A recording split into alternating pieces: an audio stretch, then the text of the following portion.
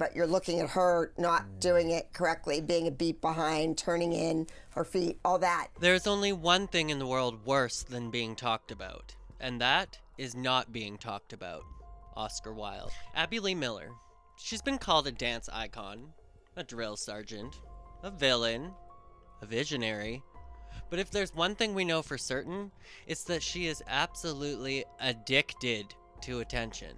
No matter the decade, no matter the controversy, Abby Lee Miller will always find a way to get people talking about her, even if it means throwing a bizarre, unsolicited jab at the biggest pop star in the world. As Abby has said herself over and over again, all publicity is good publicity. And yes, ladies and gentlemen, today we are diving deep into yet another chapter of Abby's ongoing quest for relevance. Her sudden decision to come for Taylor Swift, it was just classic Abby, doing what she does best, stirring the pot, making headlines, and ensuring that her name stays in the press. And as the title and thumbnail of my YouTube video. It seems with her new season of Madhouse that Abby is doing anything she can to stay relevant and get some attention on her name again. So why did Abby take aim at Taylor Swift this time? What exactly did she say? And more importantly, why does she keep pulling stunts like these decades after her peak? Is she truly the villain, or is she just playing the role she knows will keep her in the public eye? So, Abby Lee Miller is back. And no, I don't mean back in the way we all secretly hoped, as in, like, quietly enjoying retirement, sipping a margarita, and reflecting on the absolute chaos she unleashed upon the dance world. No, instead she's back doing exactly what she's always done. Critiquing people that didn't even ask. So, Abby Lee Miller, if you didn't for some reason already know, is the renowned dance instructor and former star of Dance Moms.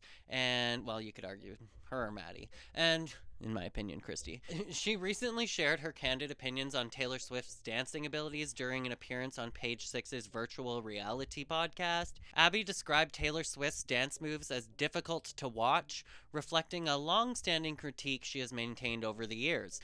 In her critique, Abby acknowledged a positive shift, at least, in Taylor Swift's performances, but she's attributing this improvement to the involvement of her newer choreographer, Mandy Moore. She actually praised Mandy's strategic approach to choreography, saying that she wisely tailored, no pun intended, the routines to Taylor's strengths. This involved assigning Taylor simpler dance moves while positioning her among more skilled dancers and enhancing the overall performance. Abby said, quote, "She changed choreographers, so I think that Mandy Moore, who is a genius, she was so much more intelligent to have Taylor kind of stand in and do her own thing and let the other dancers be working in couples or trios, rather than a whole big group of dancers and Taylor doing the same choreography." A lot of people, when the Eras Tour was going on, was laughing at Taylor Swift's maybe lack thereof coordination. Has that grown? Has she progressed? No, she changed choreographers. Oh. So I think that Mandy Moore, who is a genius, I think that she was so much more intelligent to have Taylor kind of stand and do her own thing and let the other dancers be working in couples or trios and this and that around her, rather than a whole big group of dancers and Taylor doing the same choreography. That's where they got into trouble before, because I just think it's hard because you're trying to judge the choreography, but you're looking at her not doing it correctly, being a beat behind, turning in her feet, all that. So it's hard to judge what the choreography was, right? And I think it's smarter now. But yeah, I found it very difficult to watch the movie. Mandy Taylor to Taylor, I guess. Now, while Taylor's still doing her Taylor Swift thing. Taylor, and I think when she was a little girl, she was hunched over that guitar, and she was writing music, and she was creating music, and she was working on her voice. Yeah. So her mom and dad weren't doing the dancing school lessons when she was a little kid. That wasn't important. And this isn't the first time that Abby's critiqued Taylor's dancing. In December 2023, on her own podcast, Leave It on the Dance Floor, Abby referred to Taylor Swift as pigeon-toed and suggested that Swift's boyfriend Travis Kelce was a superior dancer. But the Swifties have been super quick to defend Taylor against Abby's critiques. Following Abby's recent statements, many fans took to social media to express their support of Taylor, highlighting her dedication and the physical demands of her performances. One fan said, "I would love to see Abby Lee Miller run on a treadmill for 3 hours every day for 6 months, then perform, dance, and sing every weekend for 2 years." Despite the criticism, Taylor Swift continues to receive widespread acclaim for her performances, with many fans and critics praising her stage presence and overall production quality of her shows, despite what Abby thinks, because at the end of the day, is Taylor Swift trying to be like the next Maddie? Is she trying to be a competitive dancer? No, she really doesn't care. She's a singer, and more importantly, she's a singer-songwriter who plays guitar at the core of that. Like, she doesn't need to be out there dancing. But that's not the only thing that Abby's been yapping about lately to try and get attention. She's also been criticizing Tate McRae as well. This week, Abby recounted an incident involving the pop singer and dancer Tate McRae during an appearance on Page Six's virtual reality podcast as well.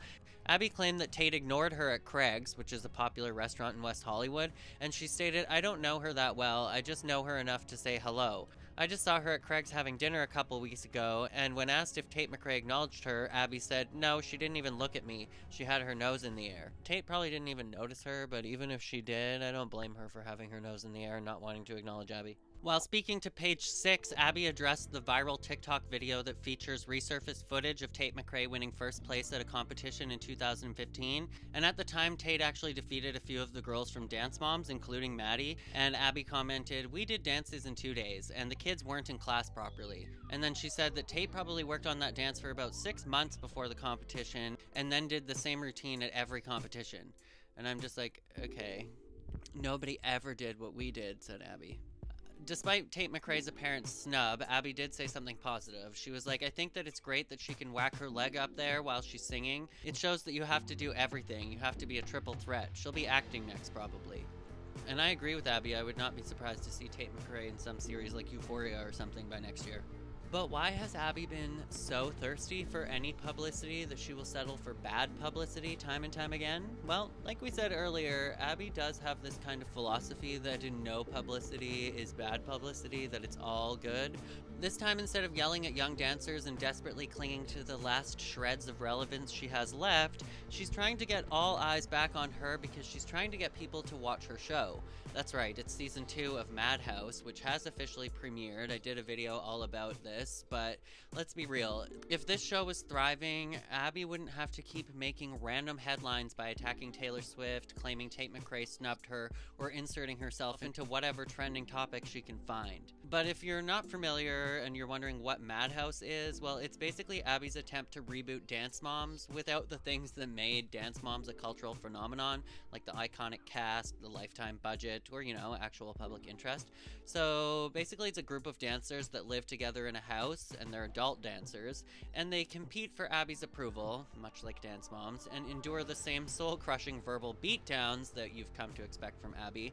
And it's marketed as like a mentorship program, but let's not kid ourselves. Abby isn't doing this to help young dancers. She's doing this because without a camera in her face, she doesn't know who she is. And this is the soul-sucking cycle that she's been stuck in for years.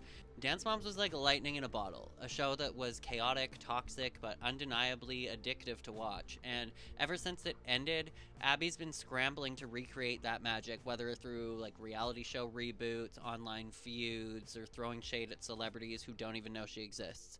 So the question is Madhouse an actual comeback, or is it just another desperate attempt to keep her name in the press?